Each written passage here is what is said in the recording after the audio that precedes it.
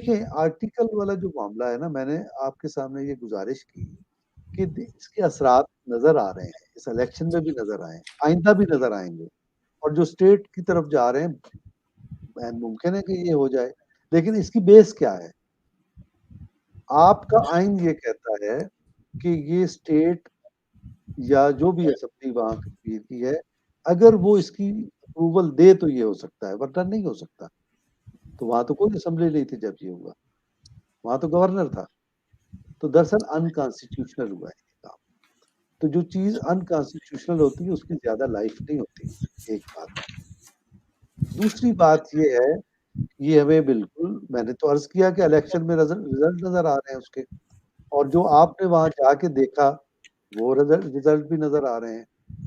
बिल्कुल ठीक बात है। अगर कश्मीर के लोग इसके साथ कंसाइल कर जाते हैं तो फिर तो बात ही खत्म हो गई।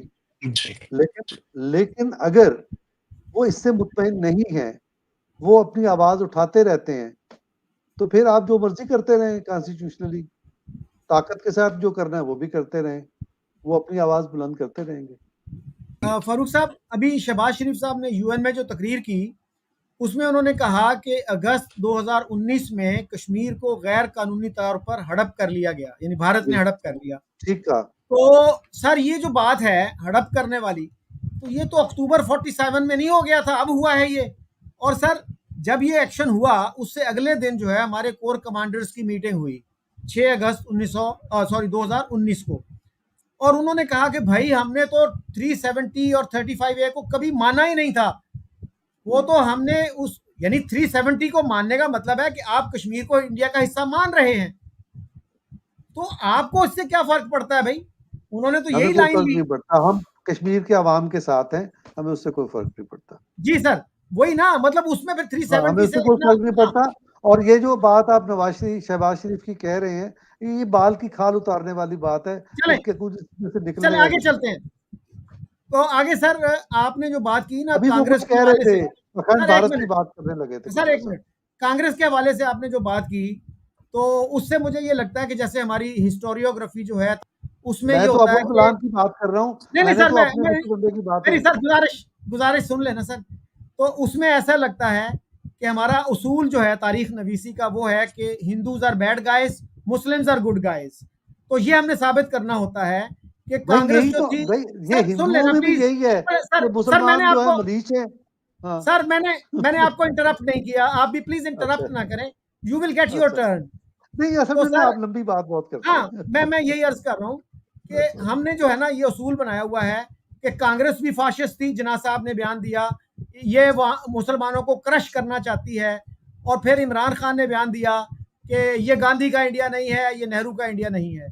तो सारे लोग वहां पे प्रेशर में रहते हैं, आजाद भी प्रेशर में रहे, नेहरू भी प्रेशर में रहे, और शायद पटेल भी किसी के प्रेशर में रहे, बहुजन समाज पार्टी जो है वो भी किसी के प्रेशर में रहती है। तो सर हमारे जो है पार्टीशन के बाद की बात कर लें, एयर मार्शल असगर खान जैसा असूल पसंद आदमी, उन जैसा रिस्पेक्टेड मिलिट्री ऑफिसर, वो जब ये कहता है कि जितनी जंगें हुई उनका स्टार्ट हमने किया, उसके बाद सर पीछे क्या रह जाता है? फिर हम गिले ही करते रहे कि हमने कभी कोई गलती नहीं की और सारी गलतियां इंडिया की हैं, सारी एग्रेशन इंडिया ने की।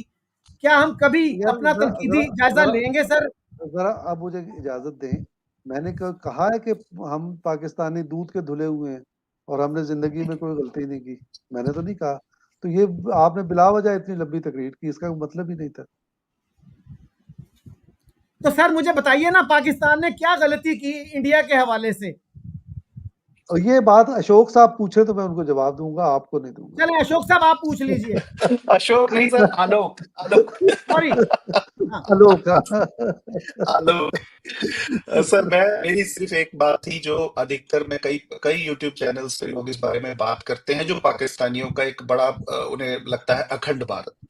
मैं इतने सालों से हूं और हम काफी भाजपा के भी संपर्क में रहते हैं, कांग्रेस के भी संपर्क में रहते हैं। मैं एक चीज बहुत सिंपली लॉजिकली संपर्क बोलता हूँ। संपर्क का मतलब बता दें इसका। Contact, contact, contact.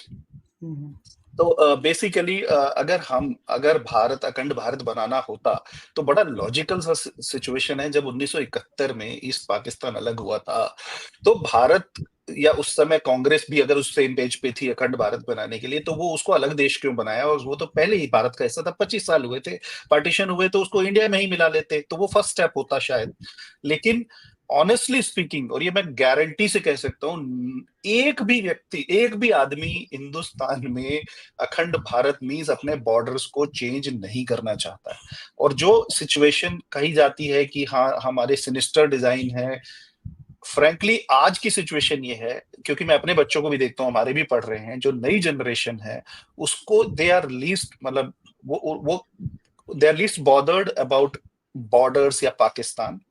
आज इकोनॉमिकली इतना इतना जमीनी स्तर पे हम देख पा रहे हैं, तरक्की हो रही है कि फ्रैंकली किसी को इस कोई नहीं चाहेगा कि अननेसेसरली हम कोई पंगा लें, कोई लड़ाई करें, कोई हमारे हालात खराब हो। आप ये, और ये मैं अपने लिए वजह से नहीं कह रहा हूं, मैं ये जब फेयर्स में, ट्रेड फेयर में जाते हैं, जब एनर्जी देखते हैं वहां पे, किसी को पड़ा ही नहीं है कि भाई हमें, आप जो बात कह रहे हैं, मैं ये नहीं कह रहा कि ठीक है नेबर्स के साथ अच्छे रिलेशन होने चाहिए, लेकिन अभी किसी को नहीं पड़ा है। सबको ये चाहिए कि हमें आज 2 रुपए कमाने, 4 कमाने, 4 नहीं 6 कमाने। एक पहली चीज, जैसे ही कोई जंग के हालात बनेंगे, हमारी इकोनॉमी बैठेगी, और वो कोई नहीं चाहता, खासकर यंगर जनरेशन, क्योंकि हम हमारे अलावा जो नेक्स्ट जनरेशन है उसके मन में क्या इच्छा, कोई भी नहीं चाहता है यहाँ पे। और ये तो मैं आपके माध्यम से, आपके आपके थ्रू कहना चाहता हूं कि किसी भी हिंदुस्तानी का, या और वो किसी भी ऐसी गवर्नमेंट को सपोर्ट ही नहीं करेगा जो जाके जी हम फालतू का पंगा ले ले।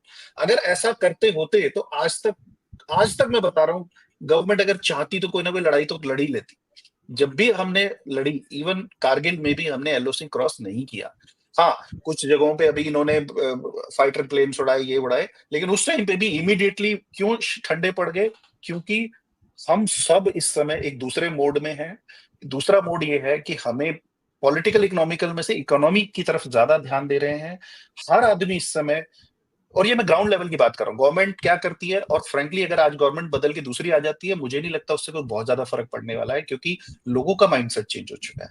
अब हर आदमी बड़ा करना चाह रहा है, छोटी कंपनी वाले बड़ी करना चाह रहे हैं, बड़ी वाले और बड़ी करना चाह रहे हैं, तो एक माइंडसेट चेंज हो चुका है। तो इसलिए मुझे लगता है पाकिस्तान को के लोगों को उस माइंडसेट से निकलना पड़ेगा। ऐसा करना होता तो हम 71 में ही कर लेते, 70 साल में नहीं किया तो अब भी नहीं करेंगे। अब अगर जी जी चौधरी सर, साहब बताइए। मुदाखलत ना करें तो मैं बात जी करूंगा। प्लीज अगर वो बात प्लीज करेंगे तो वो कॉम्प्लिकेटेड हो जाएगी बात। प्लीज मेरा जी जी चौधरी जी। साहब से मुस्तकिल ये झगड़ा रहता है। चले, देखें झगड़ा नहीं सर, इख्तलाफ राय। कि एक कोई भी कौम हो या कोई भी अक़वाम हो, जैसे हम दोनों अक़वाम हैं, अपनी तारीख के दबाव में तो हम रहते हैं, और जी उसी से हमारी नफ्सियात बनती हैं। तो हमारी नफ्सियात उसी हिस्ट्री में बनी है।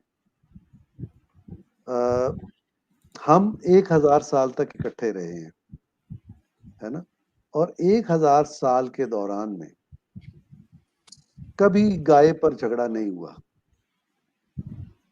गाय के कटने पर, गाय पे कटने पे झगड़ा कब हुआ?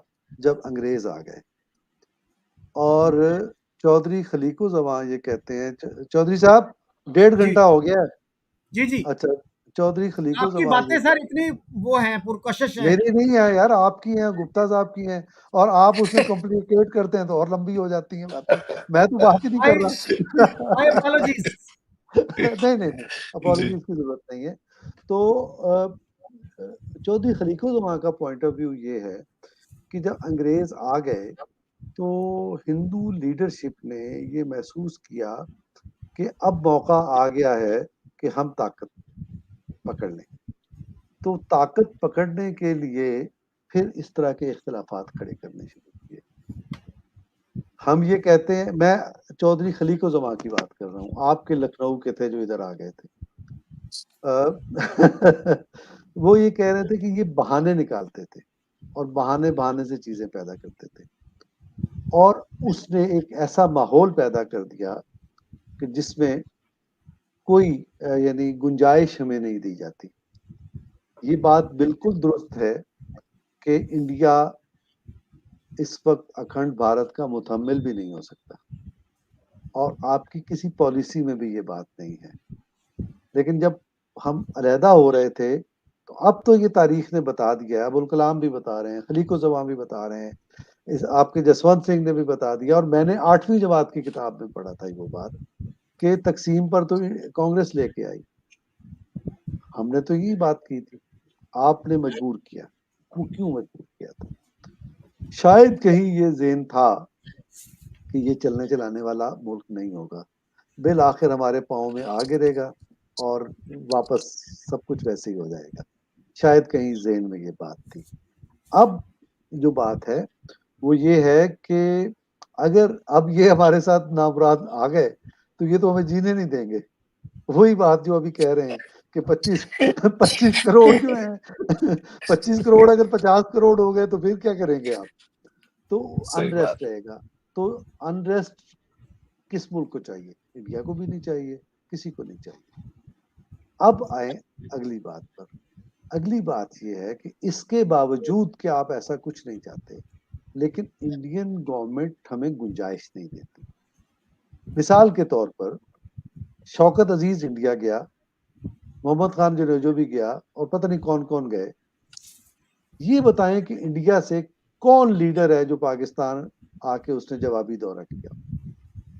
मुझे बताएं कि 2 दफा पाकिस्तान की सरहद से ये मौजूदा जो आपके प्राइम मिनिस्टर हैं ये गुजरे मोदी। हैं, मोदी हाँ, साहब। मोदी। और ये दुनिया भर में रिवायत है कि जब आप किसी सरजमीन से गुजरते हैं तो एक गुडविल और एक अच्छा पैगाम देते हैं, है ना? बहुत मजे का काम।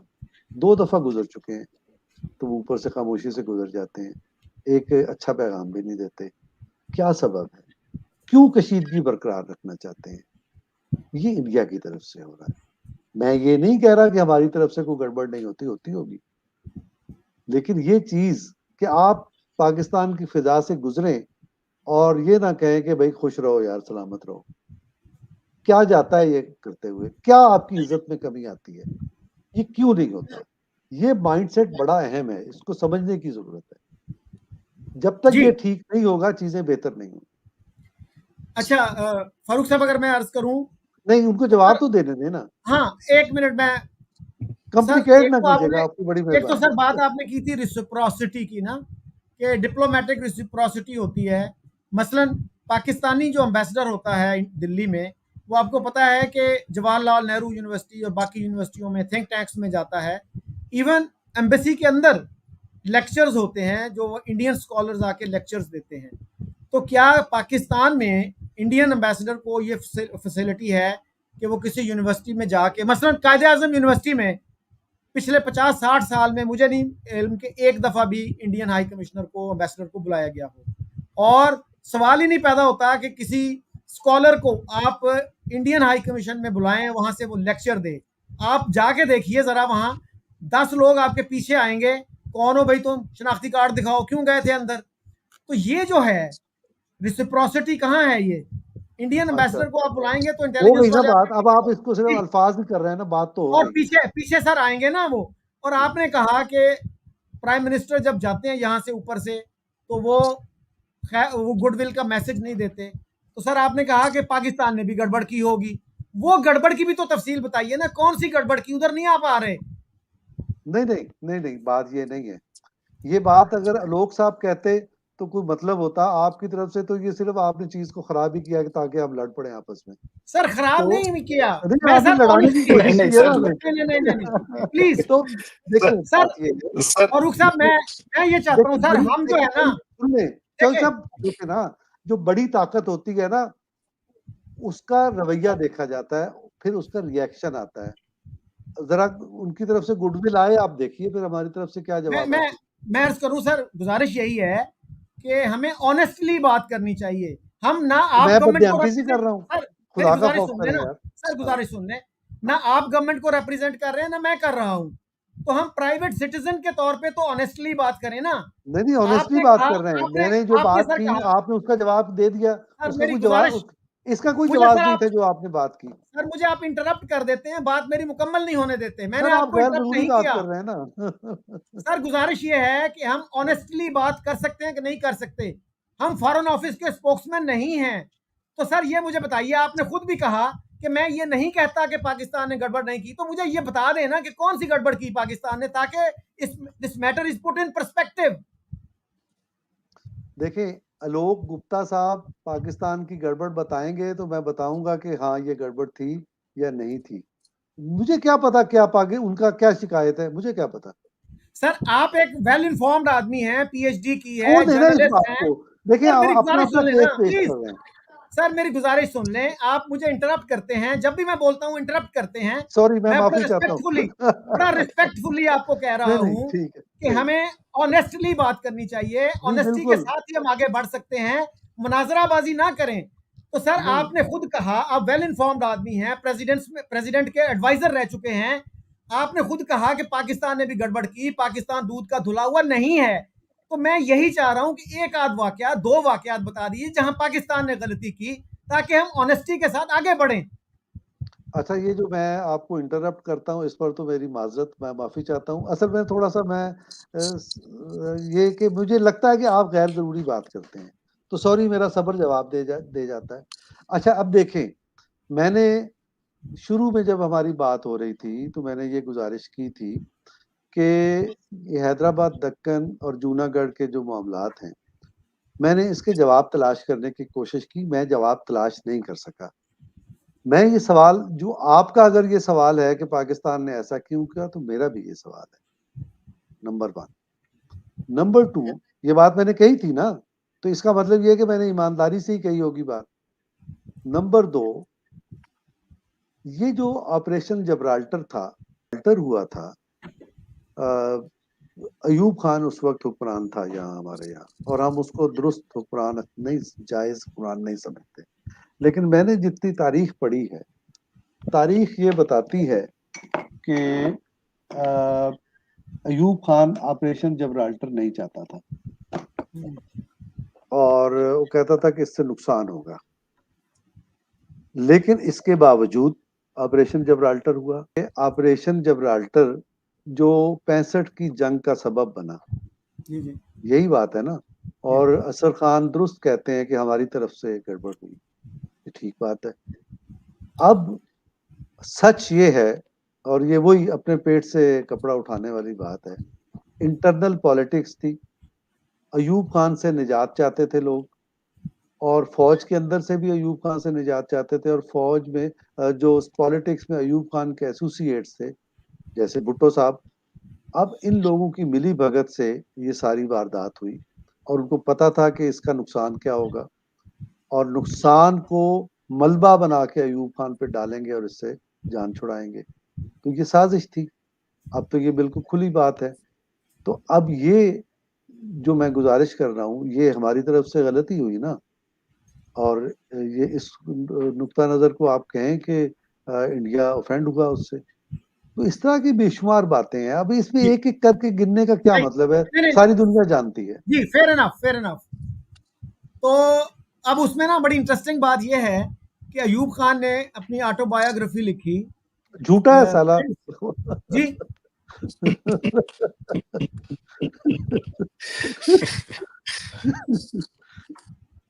उन्होंने जो लिखी फ्रेंड्स नॉट मास्टर्स, जी और वो 65 की जंग के कोई 1.5 साल बाद तकरीबन वो पब्लिश हुई।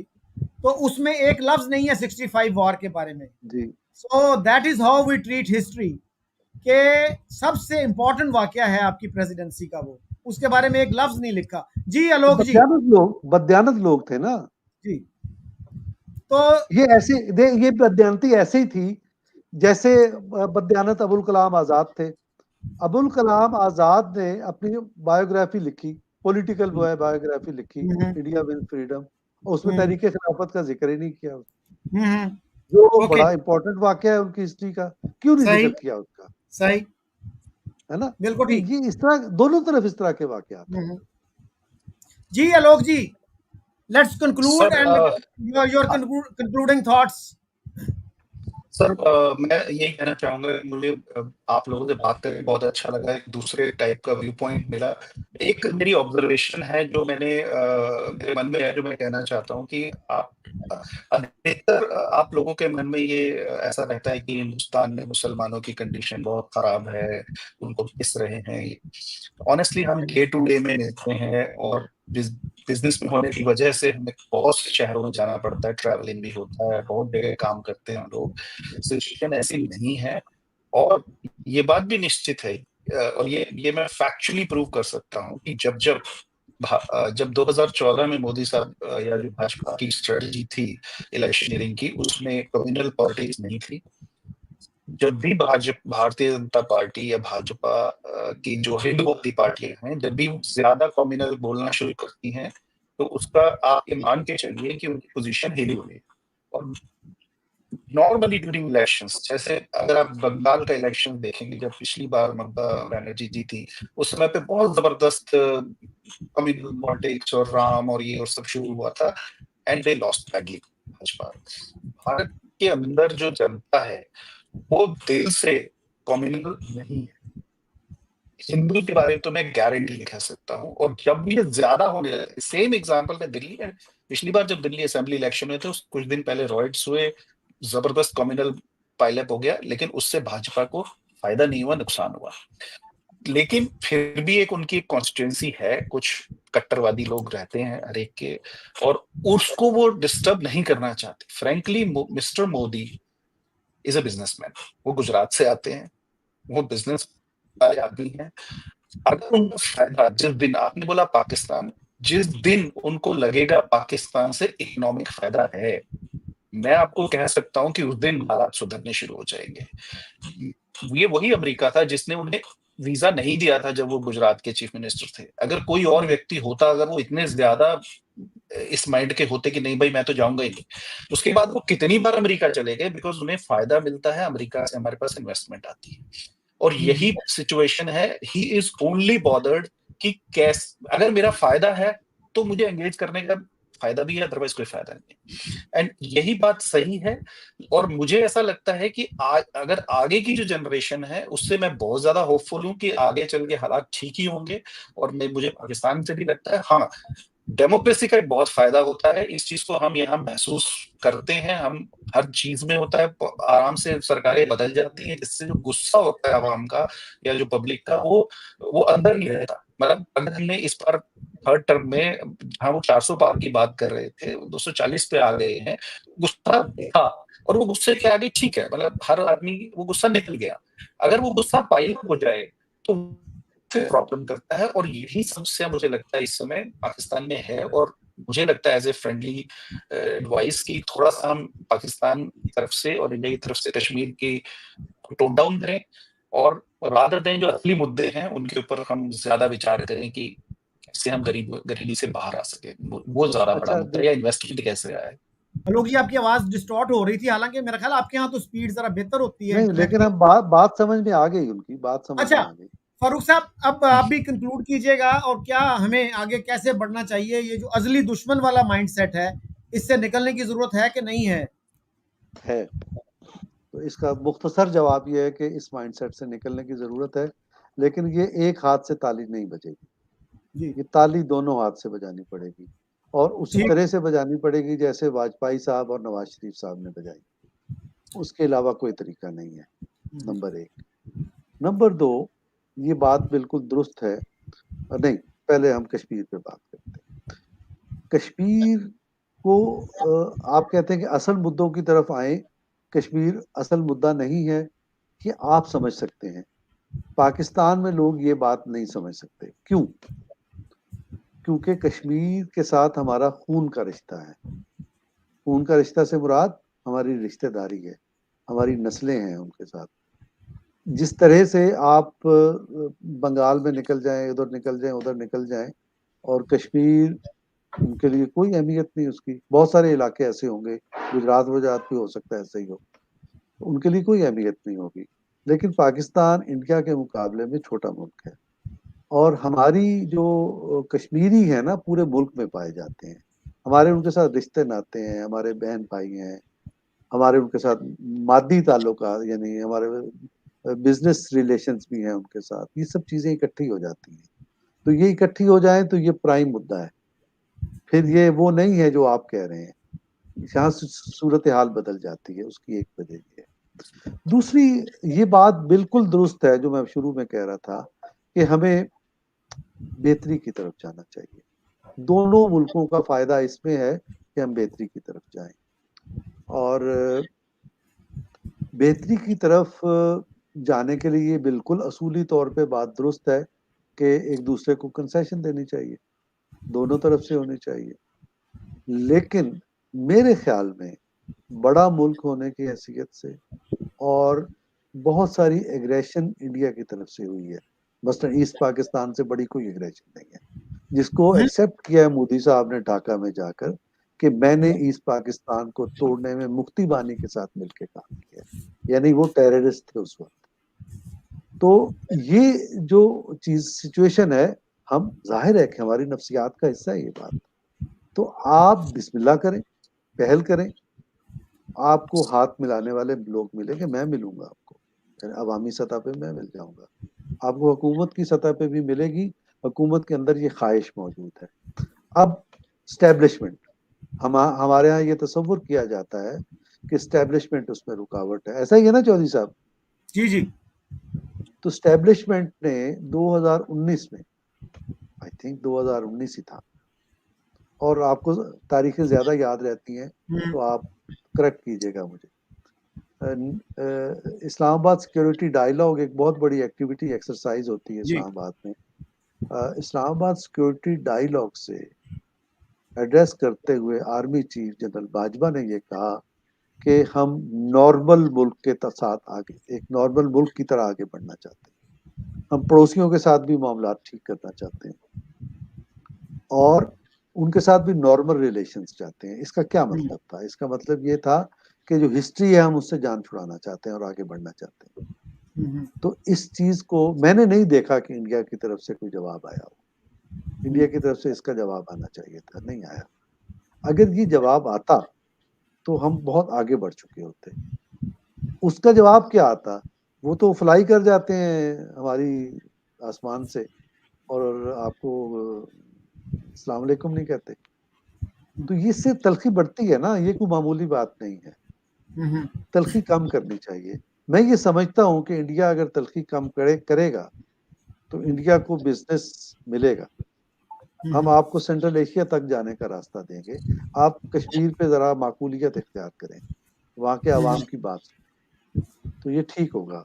अब आखिरी बात, कंक्लूजन, आखिरी बात ये है कि कई दोस्तों से इस तरह से बात हुई चौधरी साहब के इस प्लेटफॉर्म पर, और एक आखिर में तो शायद कोई बंगाल के कोई प्रोफेसर साहब थे, उनसे हुई, बहुत पढ़े लिखे आदमी थे, लेकिन इन दी एंड वो पर्सनल हो गए और उन्होंने कहा कि पढ़ना वढ़ना तो उन्होंने होता कुछ नहीं वगैरह। आपको याद है ना चौधरी साहब? तो बहुत पर्सनल हो गए। आपसे बात करके बहुत खुशी हुई गुप्ता साहब, और सच ये है कि दोस्तों की तरह से, पढ़े लिखे लोगों की तरफ से जो चीजों को हल करना चाहते हैं, मसाइल को, उस जज्बे के साथ आपने बात की, मुझे बहुत खुशी हुई, अच्छा लगा। आपसे मुस्तकिल राब्ता रख के ज्यादा खुशी होगी। जी, थैंक यू वेरी मच। और फारूक साहब ने जैसे बात की, फारूक साहब ने बात की, खून का रिश्ता है हमारा कश्मीरियों से, तो इस पे भी मेरे ख्याल बात करने की जरूरत है कि इंडिया के मुसलमानों से भी हमारा खून का रिश्ता है।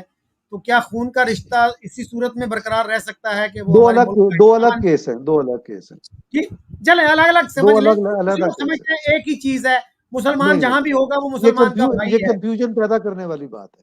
नहीं सर, कंफ्यूजन नहीं सर, कंफ्यूजन को क्लियर करने की जरूरत है। नहीं हमें तो सर हदीस, कल रखे, कल इतवार है ना, कल सर हदीस में, सर मेरी बात सुनिए ना, एक हदीस में कहा गया है कि मुसलमान का भाई है, चाहे जहां भी हो।